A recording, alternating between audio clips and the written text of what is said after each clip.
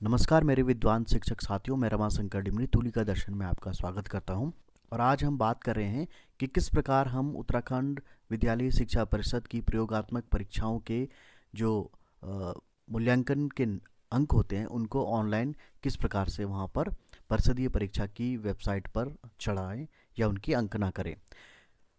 गत वर्ष में आपने देखा होगा कि जो हमारी हाई स्कूल और इंटरमीडिएट की जो परीक्षाएं हुई हैं उनके जो मूल्यांकन केंद्र बनाए गए थे वहीं से जो भी मूल्यांकन का कार्य किया जा रहा था तो वहीं से ऑनलाइन नंबरों को फीड किया जा रहा था। इस बार प्रयोगात्मक परीक्षाओं के जो प्राप्तांक है उनको भी ऑनलाइन चढ़ाने की या ऑनलाइन फीड करने की व्यवस्था शुरू की गई है।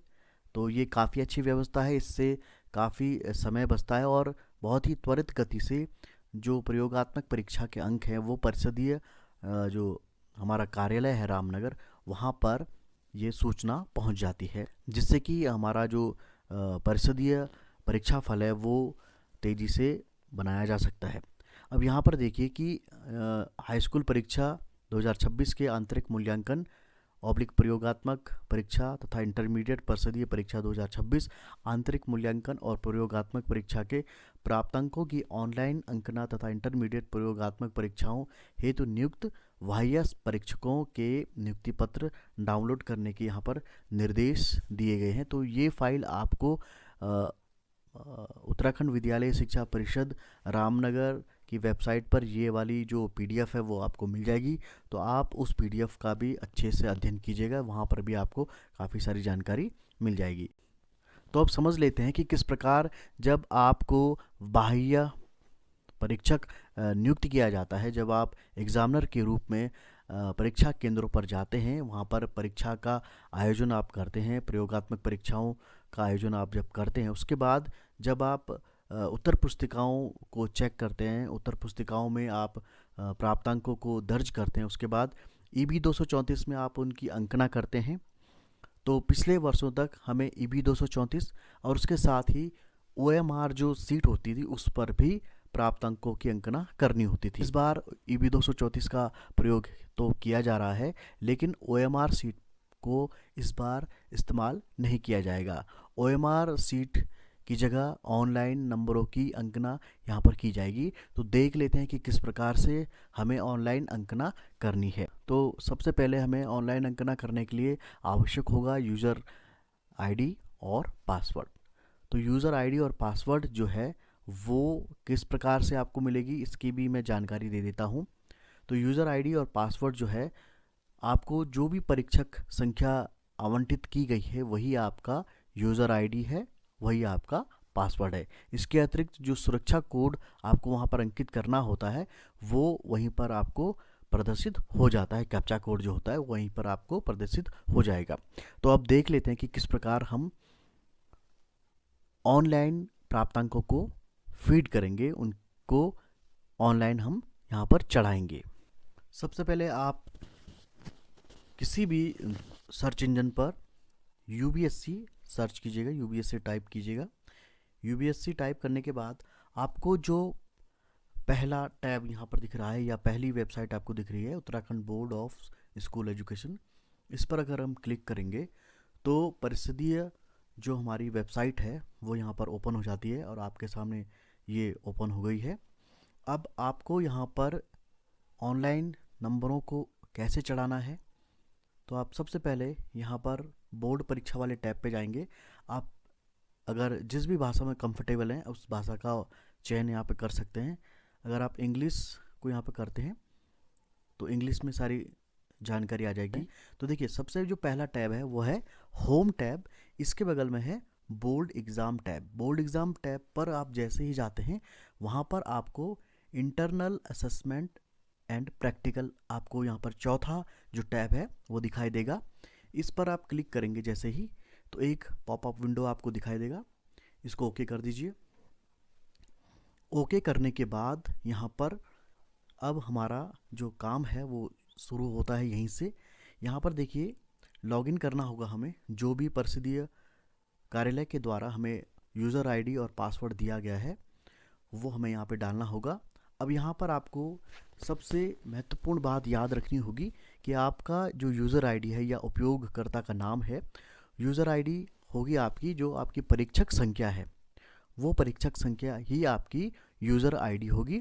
उसके बाद पासवर्ड भी आपका परीक्षक संख्या ही होगी।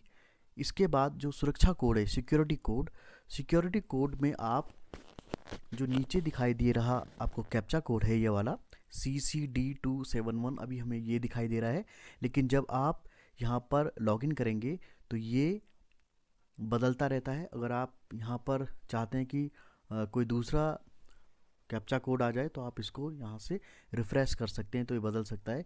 कई बार इस तरीके के अल्फ़ाबेट्स आ जाते हैं जो पहचान में नहीं आते हैं, जैसे यहाँ पर DDI892 है, तो कई बार आप आई पर कंफ्यूज हो सकते हैं कि ये आई है या एक है।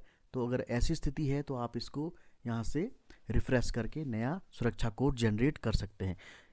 जब ये तीनों एंट्री आप डाल देंगे, उसके बाद जब आप लॉगिन करेंगे तो फिर यहाँ पर आपका जो इंटरफेस आएगा, उस इंटरफेस पे आपको आवंटित विद्यालयों की सूची दिखाई देगी। आप उस सूची में से जिस भी विद्यालय के विद्यार्थियों के अंकना करना चाहते हैं, प्राप्तांकों को ऐड करना चाहते हैं, वहाँ पर दर्ज करवाना चाहते हैं, उस विद्यालय को आप सेलेक्ट करेंगे और सबमिट करेंगे, तो आपको उस विद्यालय के जितने भी परीक्षार्थी हैं उनके नाम, उनके रोल नंबर सहित आपको दिखाई देंगे और उनके नामों के सम्मुख ही एक बॉक्स आपको दिखाई देगा। उस बॉक्स में आप जितने भी नंबर आपने उनको दिए हैं प्रैक्टिकल के, प्रयोगात्मक परीक्षा के, वो वहाँ पर दर्ज करेंगे। उसके बाद आप एक एक करके सभी परीक्षार्थियों के प्राप्तांकों को वहाँ पर चढ़ाते जाएंगे, फिल करते जाएंगे, उसके बाद सबमिट कर देंगे। तो इस प्रकार आप प्रयोगात्मक परीक्षा के प्राप्तांकों की अंकना ऑनलाइन कर पाएंगे। तो अब आप यहाँ पर देख सकते हैं, विद्यालय का चयन करने के बाद जब आपके सामने लिस्ट खुलती है, सूची खुलती है विद्यार्थियों की, तो आपको रोल नंबर, उनके नाम, उनके जो सब्जेक्ट्स हैं वो सारे सब्जेक्ट्स यहाँ पर दिखाई देते हैं। अगर आप इंटरमीडिएट के सब्जेक्ट्स की अंकना कर रहे हैं तो वहाँ पर आपको वहाँ पर उनके सब्जेक्ट और उनका सब्जेक्ट कोड भी दिखाई देगा। तो ठीक इसी प्रकार से आपको जब आप ऑनलाइन अंकना कर रहे होंगे तो वहाँ पर आपको इंटरफेस दिखाई देगा। तो जो आपको यहाँ पर बॉक्स दिखाई दे रहे हैं लास्ट में, उनमें आपको प्राप्तांकों को फीड करना होगा। अनुपस्थित विद्यार्थियों के लिए आपको AA टाइप करना होगा। अनुक्रमांक प्रदर्शित होने पर, विद्यार्थी विषय में पंजीकृत न होने पर आपको MM तथा अनुचित साधन प्रयोग के लिए UM अंकित किया जाना है इसमें। तो आप इन चीज़ों का ध्यान में रखिएगा। हमें यहाँ पर ठीक जैसे हम OMR में एंट्री करते थे नंबरों की, या फिर अनुपस्थित विद्यार्थियों की, या फिर अनुचित साधन प्रयोग करने वाले जो विद्यार्थी हैं, या फिर विद्यार्थी विषय में पंजीकृत न होने पर जो भी हमें कोड यहाँ पर दिखाई दे रहे हैं, हम OMR पर भी उसी प्रकार की अंकना करते थे। तो ठीक इसी प्रकार से हमें इस बार ऑनलाइन अंकना करनी है। तो आसान हो चुका है प्राप्तांकों को फीड करना। OMR पर काफ़ी श्रम साध्य कार्य था, क्योंकि वहाँ पर काफ़ी गलती होने की संभावना थी। अगर आप यहाँ पर ऑनलाइन अंकों को चढ़ाते समय त्रुटिवश गलत अंकों की अंकना कर लेते हैं तो यहाँ पर भी आपको CC16 का ऑप्शन दिखाई देगा। आप CC16 का ऑप्शन लेकर के उस परीक्षार्थी के नंबरों को सही ढंग से अंकना कर सकते हैं। अगर आपको ऑनलाइन अंकना करने में कोई भी असुविधा होती है या किसी भी प्रकार की तकनीकी सहायता चाहिए तो आप मोबाइल नंबर 8010053549 पर संपर्क कर सकते हैं। प्रयोगात्मक परीक्षा से संबंधित अन्य जानकारी के लिए निम्न मोबाइल नंबर पर संपर्क किया जा सकता है। पहला नंबर है श्री गोपाल कृष्ण जोशी, मुख्य प्रशासनिक अधिकारी। इनका नंबर है 84449610 दूसरा नंबर है श्री शैलेंद्र जोशी, शोध अधिकारी। इनका नंबर है 7055513072। तीसरा नंबर है श्री BMS रावत, अपर सचिव। इनका नंबर है 8755617431। तो आप इन नंबरों पर अगर आपको कोई भी असुविधा होती है अंकना करने में, ऑनलाइन अंकना करने में, तो आप यहाँ पर संपर्क कर सकते हैं। यहाँ से आपको पूरी सहायता प्रदान की जाएगी।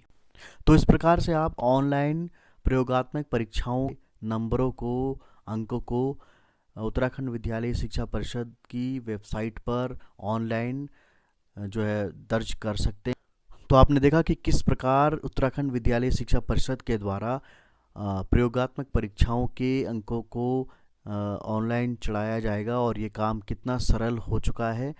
तो यहाँ पर आप गलतियाँ ना कीजिएगा और CC16 भरने से भी आप यहाँ पर बच सकते हैं अगर आप सावधानीपूर्वक जो है विद्यार्थियों के प्राप्तांकों की अंकना करते हैं ऑनलाइन। तो आज के अंक में इतना ही था। अगर आप हमारे साथ में नए जुड़े हैं तो हमारे चैनल को सब्सक्राइब करना न भूलिएगा, क्योंकि शिक्षा विभाग से संबंधित और प्रतियोगी परीक्षाओं से संबंधित हम जानकारी समय समय पर अपने चैनल के माध्यम से आपके सामने रखते रहते हैं। अगर आपको आज का अंक अच्छा लगता है तो आप इसे अपने उन शिक्षक साथियों के साथ शेयर करना न भूलिएगा जिनकी इस वर्ष परीक्षक के रूप में नियुक्ति हुई है, एग्जामिनर के रूप में वे अपॉइंट हुए हैं, ताकि उन्हें भी ये जानकारी प्राप्त हो सके कि किस प्रकार प्रयोगात्मक परीक्षा के प्राप्तांकों को ऑनलाइन चढ़ाया जाना है, जिससे कि उनका काम आसान हो सके। आई होप आप आज के अंक में दी गई जानकारी से संतुष्ट हो गए होंगे। अगर आपका कोई भी सुझाव है तो आप हमें कमेंट करके ज़रूर बताइएगा। हमें आपके कमेंट्स का इंतज़ार हमेशा रहता है। तो आज के अंक में इतना ही था। मिलते हैं अगले अंक में किसी नई जानकारी के साथ में। तब तक के लिए दीजिए मुझे इजाज़त। नमस्कार।